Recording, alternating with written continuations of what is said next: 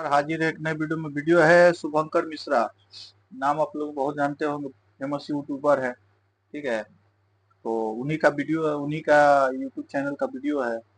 ये वीडियो का टाइटल है exposed who is Jyoti Malhotra, YouTuber arrested for spying Pakistan. ये जो ज्योति मल्होत्रा वाला जो केस हुआ है, हरियाणा की जो यूट्यूबर है ज्योति मल्होत्रा, जो पाकिस्तान खुफिया एजेंसी आईएसआई को हिंदुस्तान का खबर दे रही थी, हिंदुस्तान की सुरक्षा से रिलेटेड खबर दे रही थी। ठीक है, तो उसी के वो अभी क्या हुआ कि वो पकड़ाई है, मतलब उसका जो मतलब जो गतिविधि था उस पर लोगों को नजर थी, सुरक्षा एजेंसियों की नजर थी। अब वो पकड़ाई है, हरियाणा से पकड़ाई है। अब मतलब पूछताछ चल रही है, अभी अरेस्ट है, मतलब पुलिस के कस्टडी में है। तो उसी केस के ऊपर भी इन्होंने वीडियो बनाया। चलिए वीडियो को देखते हैं। पहले वीडियो में शुभंकर मिश्रा जी ने क्या एक्सप्लेन किया है। वीडियो अच्छा लगे तो चैनल को सब्सक्राइब कर दीजिएगा, लाइक कर दीजिएगा, शेयर करिएगा। चलिए पहले वीडियो देखते हैं, फिर अपने भी कुछ बात रखेंगे इस पे। ठीक है, पाकिस्तान की तारीफ में कसीदे पढ़ते सुने तो इस बात को याद रखिएगा कि हर मुस्कुराहट मासूम नहीं होती। कुछ के चेहरे मासूम होते हैं लेकिन अंदर जहर भरा होता है। ज्योति मल्होत्रा ऐसी ही जहरीली थी जो कहने को तो हरियाणा की यूट्यूबर थी, चेहरा खूबसूरत था, लेकिन दिल में देशद्रोह का काला जहर भरा था। वो हंसती थी भारत की बेटी बनकर, लेकिन बिक चुकी थी पाकिस्तान के हाथों। आईएसआई का एक जिंदा टूल थी जो यूट्यूब और इंस्टाग्राम के जरिए एक तरफ भारत के युवाओं के दिलों में पाकिस्तान का मीठा जहर घोल रही थी, तो दूसरी तरफ भारत की जानकारियां लव जिहाद में पढ़कर पाकिस्तान को पहुंचा रही थी। सोशल मीडिया पर इश्क लाहौर की पोस्ट करके कि एक बार सोच कर देखिए कि ज्योति मल्होत्रा जैसे लोग कितने मतलब खतरनाक है। जो एक देश जिसके आतंकवादी जो अपने देश के लोगों को मतलब अपने देश से आतंकवादी भेजता है इंडिया में आकर के, वही आतंकवादी बेगुनाह लोगों को मारते हैं। उसी देश के खिलाफ, जो उसी देश के प्रति ज्योति मल्होत्रा का इतना प्रेम। ठीक है, और भारत में रहकर भारत के खुफिया एजेंसियों की जानकारी, भारत के सैन्य ठिकानों की जानकारी, भारत के सैन्य सुरक्षा से रिलेटेड जानकारी, मतलब जो देखिए सबसे आसान भाषा में समझिए कि जो इंडिया का जानकारी होता है जिसको पाकिस्तान को नहीं बताना चाहिए, वही वो काम कर रही है। मतलब रहती थी इंडिया में, खबर लेती थी, सब चीज नहीं होता है कि मतलब जासूसी जासूसी हुआ, जासूसी है, जासूसी कर रही थी, पैसे और लव जिहाद के चक्कर में पड़ के जासूसी कर रही थी। ठीक है, ज्योति मल्होत्रा मतलब पाकिस्तान के प्रति इतना प्रेम, ये चाइना और इंडिया पाकिस्तान जैसे देशों में जाकर के ब्लॉग बनाती थी और इन दोनों देशों को मतलब एकदम शांति प्रिय देश बोलती थी। ठीक है, ट्रैवल अपने ट्रैवल ब्लॉगर की आड़ में देश से गद्दारी करती थी, देश के प्रति जासूसी करती थी दूसरे देशों। ठीक है, कहा यह भी जा रहा है कि जो पहलगाम अटैक हुआ था उस समय भी पाकिस्तानी आईएसआई जो है उसके मतलब क्या बोलते उसको, उसके संपर्क में थी ज्योति मल्होत्रा जब पहलगाम अटैक हुआ था। इतना मतलब 26, 27, 28 लोगों की जाने गई थी। उस समय भी ज्योति मल्होत्रा पाकिस्तान को खुफिया जानकारी दे रही थी, इंडिया की खुफिया जानकारी दे रही थी। तो ऐसे लोगों को मतलब कितना खतरनाक है, एक बार सोच करके देखिए। ठीक है, 140 करोड़ लोगों की जिंदगी से ये ऐसे लोग खिलवाड़ कर रहे हैं। ठीक है, चंद पैसों के लिए, चंद अय्यासी के लिए। ठीक है, ऐसे लोग 140 करोड़ लोगों से मतलब जान से खिलवाड़ कर रहे हैं। चलिए और आगे वीडियो देखते हैं। गद्दारी भारत से कर रही थी। भारतीय सुरक्षा एजेंसियों और पुलिस ने उसे धर दबोचा, उसने लिखित में कबूलनामा किया, लेकिन सवाल यह है कि ऐसे देशद्रोहियों का भारत में गटर कितना गहरा है। कितने और ज्योति भारत की मिट्टी पर सांप बनकर रेंग रहे हैं।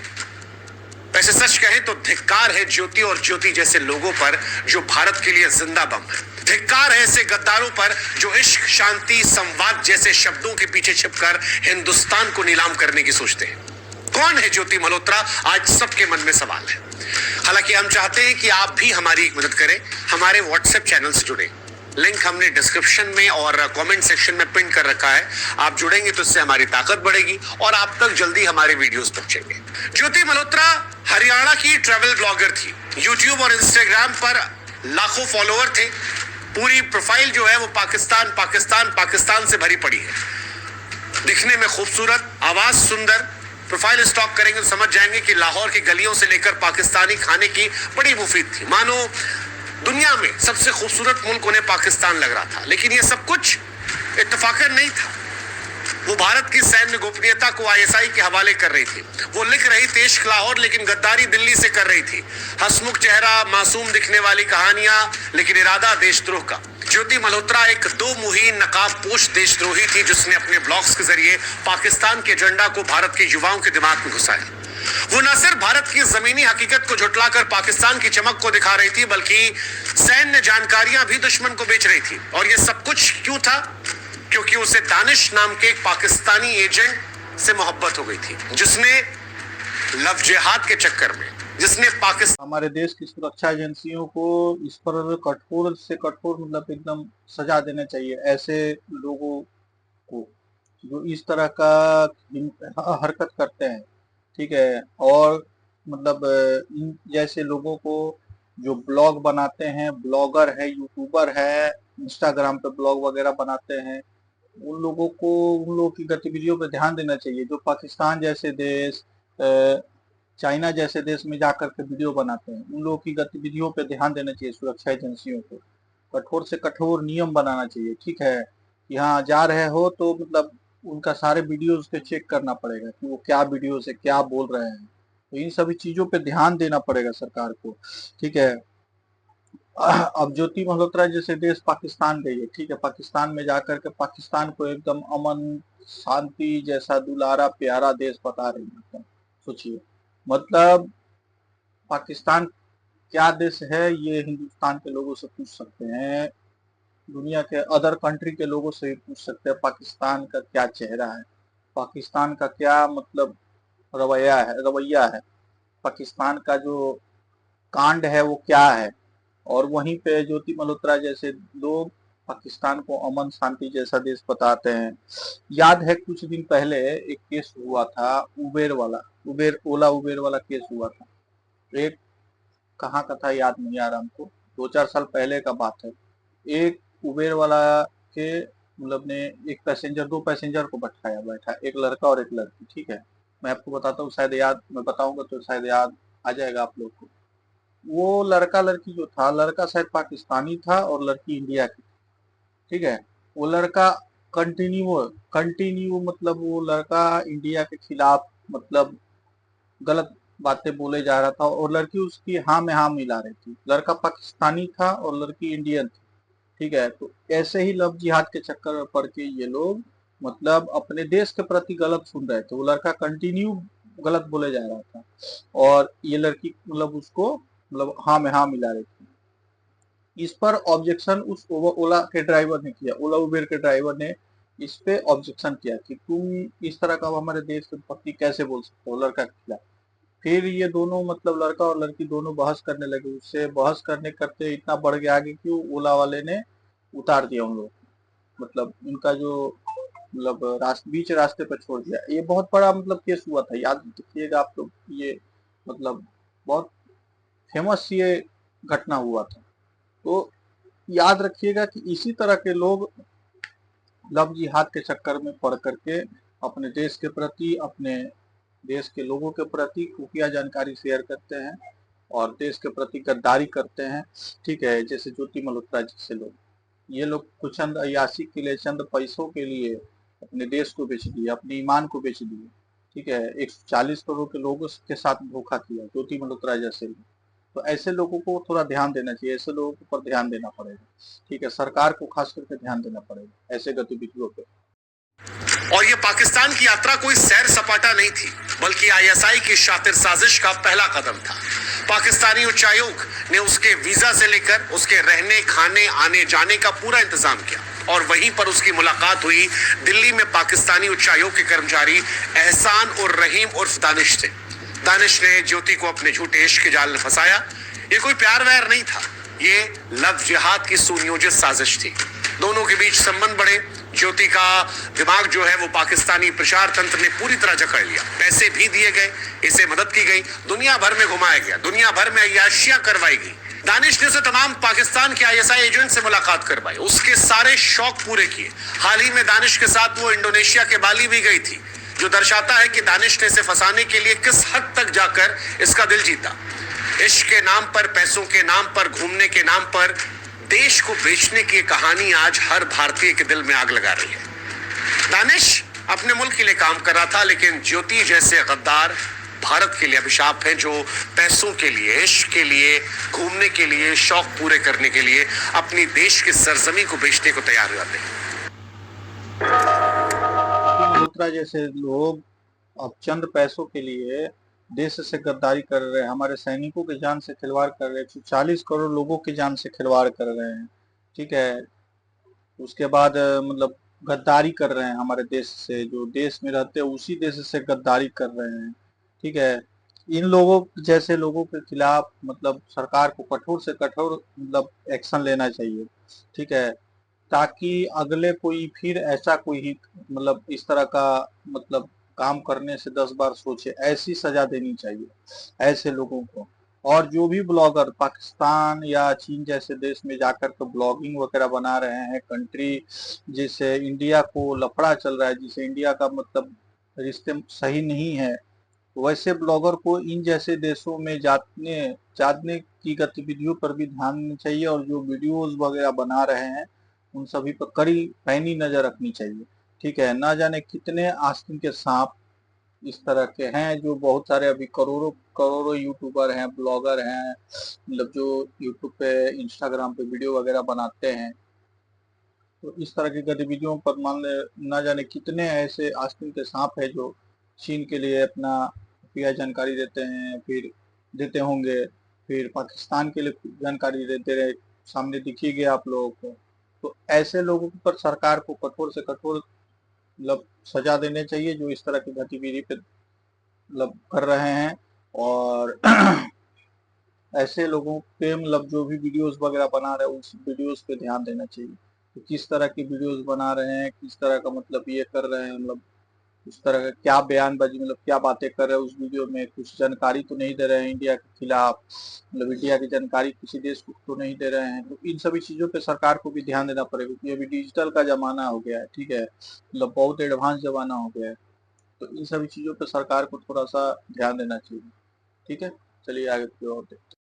ज्योति के ब्लॉग्स कोई ट्रैवल डायरी नहीं थे, बल्कि आईएसआई के प्रचार का हथियार थे। जैसा कि हमने कहा, लाहौर इश्क और ऐसे तमाम पाकिस्तान से जुड़े पोस्ट, ये सब कुछ एक सोची समझी साजिश थी।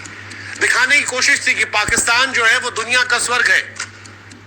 वो अमन की आशा का ढोंग रचकर भारत विरोधी नैरेटिव फैला रही थी। और ये सब कुछ प्रचार तक सीमित नहीं था, जो खबर आई है वो और सेंसिटिव है। यहां तक कहा जा रहा है कि ज्योति ने भारत की सुरक्षा को ताक पर रखकर भारतीय सेना से जुड़ी तमाम गतिविधियों, गोपनीय जानकारियों को भी यहां से फॉरवर्ड किया।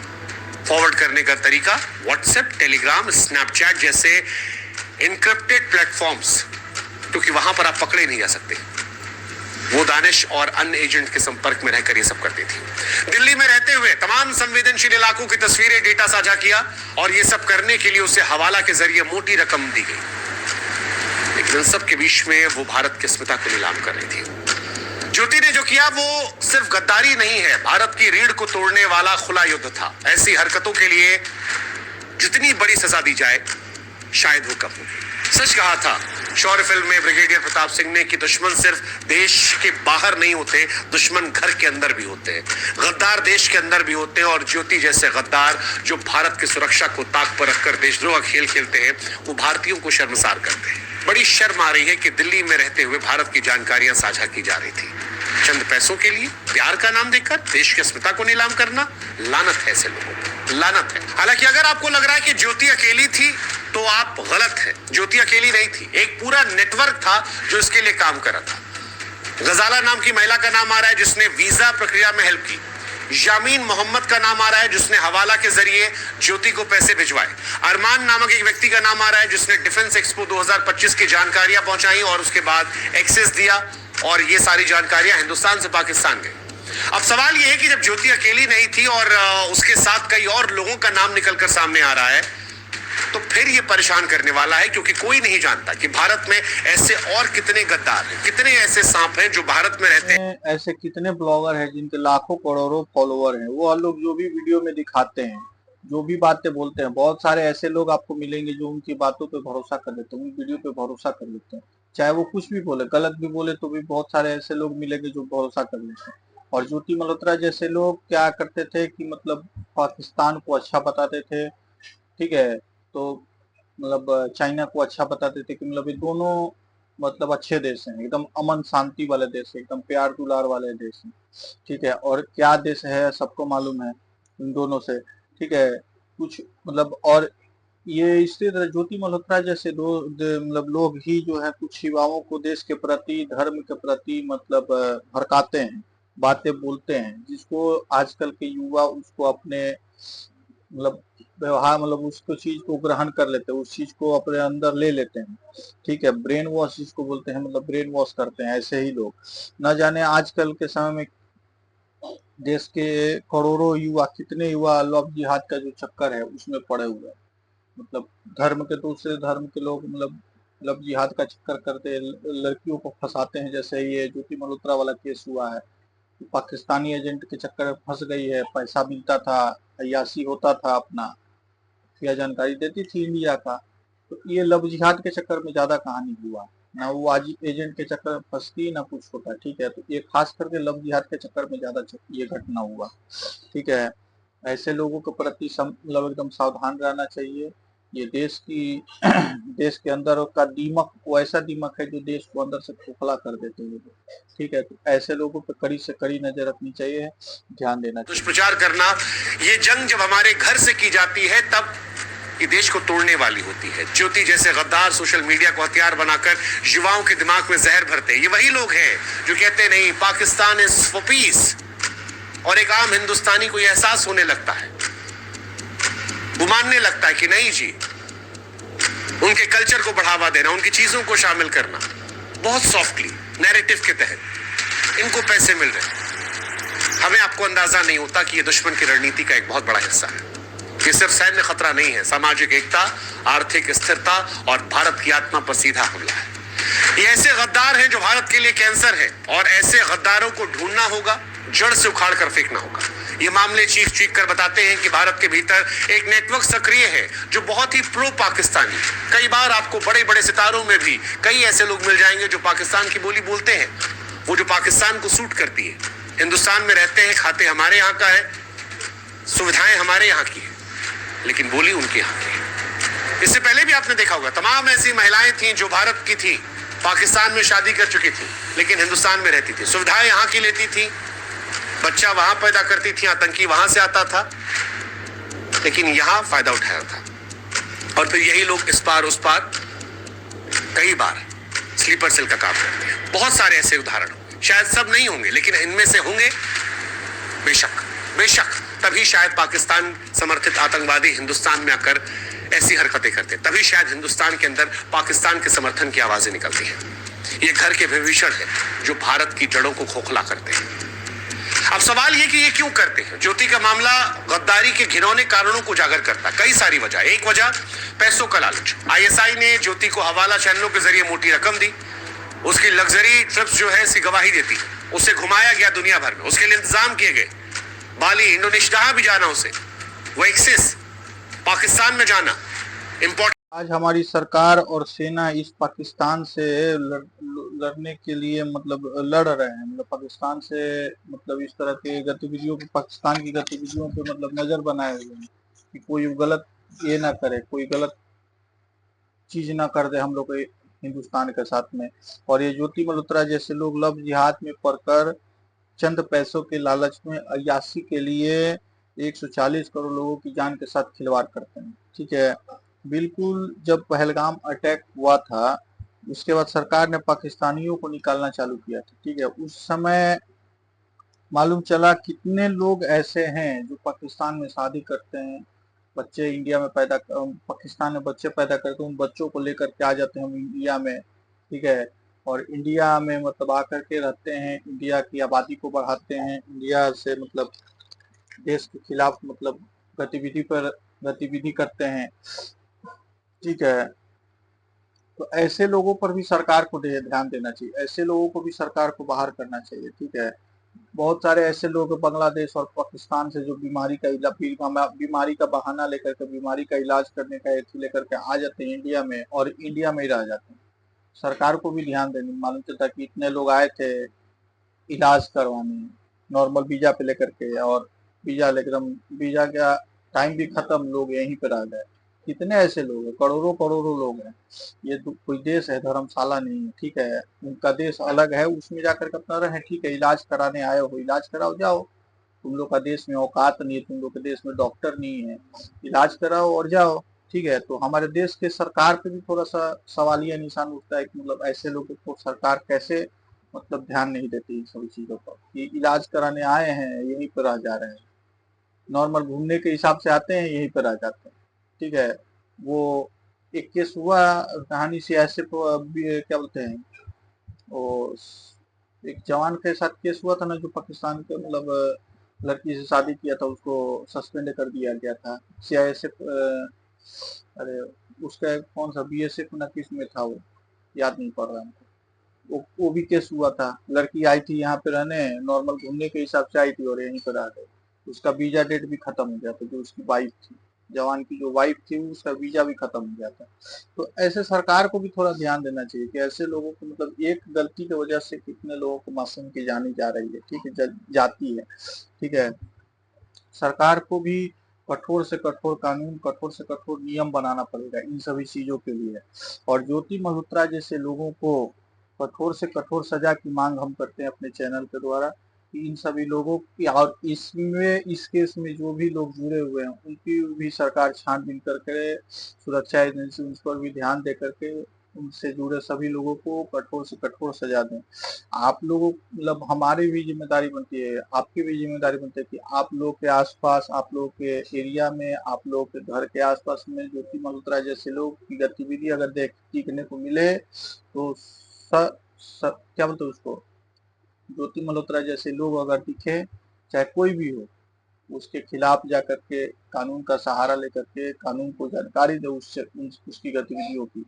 थोड़ा सा भी अगर आपको संदेह लगे, डाउट लगे, ठीक है, हमारी भी जिम्मेदारी बनती है। जिम्मेदारी खाली सरकार और देश के सेना की नहीं है कि हाँ दुश्मनों से लड़े, हमारे देश के अंदर भी बहुत सारे ऐसे दुश्मन हैं, देश के अंदर भी गद्दार छिपे हुए जो देश की सारी जानकारी को बाहर देते हैं, दुश्मनों को देते हैं। तो हमारी भी जिम्मेदारी बनती है कि अगर इस तरह की गतिविधि कोई दिखे तो उसको सरकार को मतलब कानून को उसकी जानकारी दे हमें, हमारी भी जिम्मेदारी बनती है। ऐसे लोगों को ध्यान दे करके अपनी मतलब गतिविधियों पर ध्यान देकर के उनके मतलब कानून को सहारा लेकर के उनको ध्यान देना चाहिए, ठीक है। नागरिक बनकर, एक जिम्मेदार नागरिक बनकर हमें भी उन सभी चीजों में भागीदारी करनी चाहिए जो गतिविधियों में, इस तरह की गतिविधियों में लोग रहते हैं और हमारे आसपास में रहते हैं, उनको देख करके हम नजरअंदाज कर देते हैं।